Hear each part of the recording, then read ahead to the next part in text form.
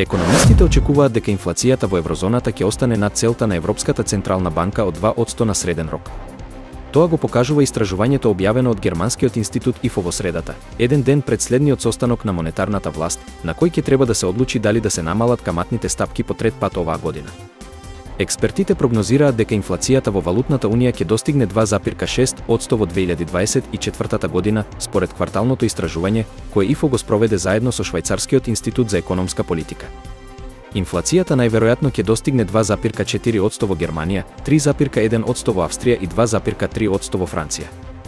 Минатиот месец инфлацијата во еврозоната забави под целта на Европската централна банка од 2%, достигнувајќи ниво од 1,8%. Бројката се совпадна со очекувањата на економистите анкетирани од Reuters, откако годишната инфлација достигна тригодишен минимум од 2,2% во август.